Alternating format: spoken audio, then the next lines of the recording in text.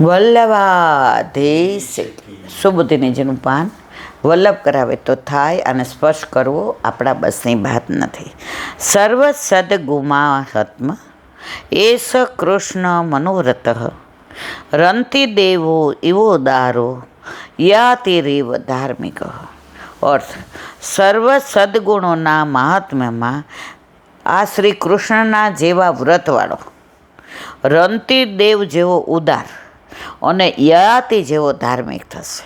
સુબુદ્ધિનીજી, સત્ય, પવિત્રતા વગેરે ગુણોની ઉન્નતિને માટે ભગવાન શ્રી કૃષ્ણના કાર્યોને અનુસરારો થશે.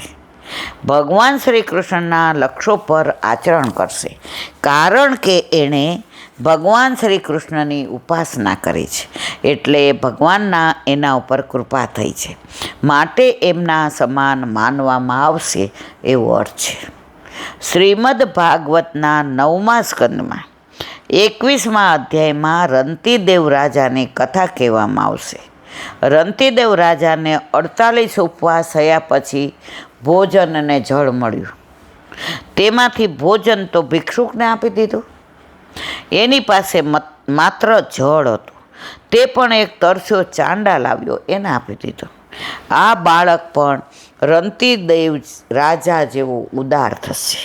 શ્રીમદ ભાગવતના 9મા સ્કંદના 18મા અધ્યાયમાં યયાતિ રાજાનું ચરિત્ર કહેવામાં આવ્યું છે. યયાતિ રાજાએ શુક્રાચાર્યની પુત્રી દેવયાનીને કૂવામાંથી બહાર કાઢી હતી. ત્યારે દેવયાનીએ રાજાને પોતાની સાથે લગ્ન કરવા પ્રાર્થના કરી. બ્રાહ્મણની પુત્રી સાથે લગ્ન કરવું અયોગ્ય છે, તો પણ દૈવયોગથી પ્રાપ્ત થઈ છે અને પોતાનું મન પણ એમાં લાગેલું છે, તેથી આ વિવાહ ધર્મરૂપ છે એમ જાણી રાજા યયાતિએ એનો સ્વીકાર કર્યો. બૃહસ્પતિના પુત્ર કચ્છનો દેવયાનીને શાપ હતો કે તેના લગ્ન બ્રાહ્મણ પુત્ર સાથે નહીં થાય. તેથી જ યયાતિનું મન લાગ્યું, કારણ કે તે વિવાહ ધર્મરૂપ હતો. આ બાળક યયાતિની જેમ જન્મને જાણકાર થશે. ધૃત્યા બલિસમ કૃષ્ણે પ્રહલાદ સદગ્રહ આહતેસો મેઘાના વૃદ્ધાનામ પર્યુપાસક. અર્થ, બલિરાજા જેવો ધીરજવાન, પ્રહલાદ જેવો ભગવાન શ્રી કૃષ્ણનો ભક્ત, અશ્વમેઘ યજ્ઞો કરનાર અને વૃદ્ધોની ઉપાસના કરનાર થશે. સુબોધિની છે. બલિરાજાની કથા શ્રીમદ ભાગવતના 8મા સ્કંદમાં 18થી 22 અધ્યાયમાં કહેવામાં આવે છે.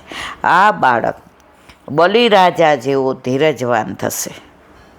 સદગ્રહો એટલે ભક્તિ સમીચીનો ગ્રહોવા અથવા સારી દ્રઢતા એટલે કે આગ્રહવાળું.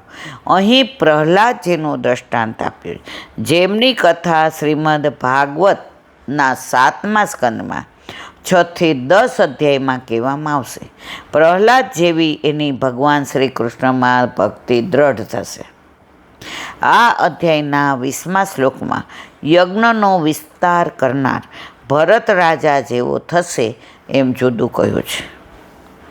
વૃદ્ધાનામ પર્યુપાસક, વૃદ્ધોની ઉપાસના કરનાર પદથી બતાવ્યું છે કે આમ બધાથી અધિક ગુણો હોવા છતાં એને અભિમાન નહીં થાય. યયાતિ જેવો થશે, કૃષ્ણ જેવો ઉદાર થશે, રંતિદેવ જેવો થશે.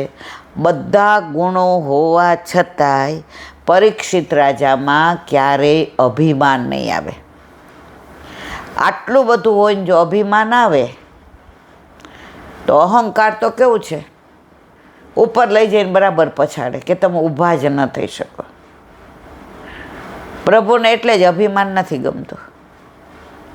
આપણી પાસે આપણું કશું છે જ નહીં, પછી અભિમાન શાનું? આ દેહ પણ આપણો નથી. આ ગયા પછી આ દેહને આપણે બાળવા નાખે.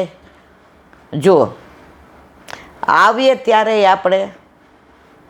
આપણને ખબર નથી હોતી, જઈએ ત્યારે આ દેહની ખબર નથી હોતી, અને છતાંય મોહ તો એનો જ રાખીએ છીએ.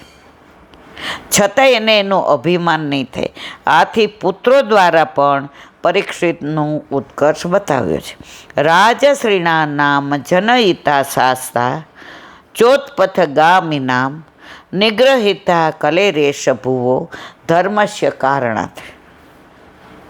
અર્થ: રાજશ્રીઓને ઉત્પન્ન કરનાર, ખોટે રસ્તે જનારાઓને શિક્ષા કરનાર અને પૃથ્વી અને ધર્મની રક્ષા કરવા માટે કલયુગનો પણ નિગ્રહ કરનાર થશે. સુબોધિનીજી.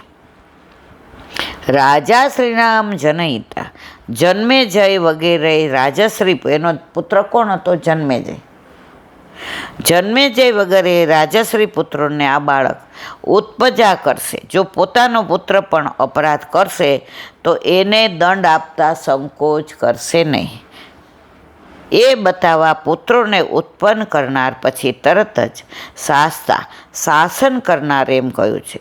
ઉત્પથગામી નામ, અવળા રસ્તે ચાલનાર, નીતિ વિરુદ્ધ વર્તન, શાસ્ત્રની મર્યાદાનું ઉલ્લંઘન કરનારને શિક્ષા કરશે. શિક્ષાપૂર્વક દંડ આપે તો શાસન કહેવાય. નિગૃહતા, નિગ્રહ કરિષ્યતિ, કલયુગનો નિગ્રહ કરશે. તે પણ પૃથ્વી અને ધર્મના કારણે કળયુગનો નિગ્રહ કરશે. વાસ્તવિકતા એના ચરિત્રને સ્પષ્ટ કરે છે. અંતમાં વૈરાગ્ય બહુ નજીકથી ફળ આપનાર થશે એમ બતાવે છે. બોલો વલ્લભાધીશ કી જય. શ્રીમદ ભાગવત અને મારા ગુરુદેવને દંડવત પ્રણામ કરું છું. ચંદ્ર સરોવર પે સુરદાસી મેરા દંડવત પ્રણામ. सुरभि कुंड पे परमानंद दासी के द्वार पे मेरा दंडवत प्रणाम. जमुनावता पे संकर्षण कुंड पे कुंभन दासी के द्वार पे मेरा दंडवत प्रणाम. बीज कुंड पे कृष्णदास जी के द्वार पे मेरा दंडवत प्रणाम. कदम खंडी पे गोविंद स्वामी के द्वार पे मेरा दंडवत प्रणाम. अप्सरा कुंड पे चित्त स्वामी के द्वार पे मेरा दंडवत प्रणाम. मनसी गंगा पे नंददास जी के द्वार पे मेरा दंडवत प्रणाम. रुद्र कुंड पे छत्रपुरदास जी के द्वार पे मेरा दंडवत प्रणाम. व्रज विलास व्रतनी गोपिकाओं ने मारा दंडवत प्रणाम.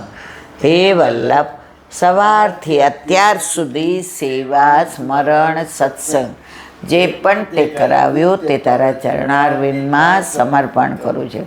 ભૂલ અપરાધ થઈ હોય તો ક્ષમા કરશો. બોલો વલ્લભાધીશ કી જય.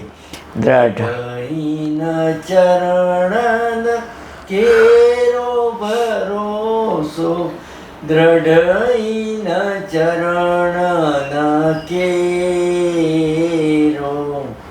શ્રી વલ્લભનક ચંદ્ર છટાબીન, સબ જુગ માય અંધેરો ભરોસો, દ્રઢ ચરણ કેરો.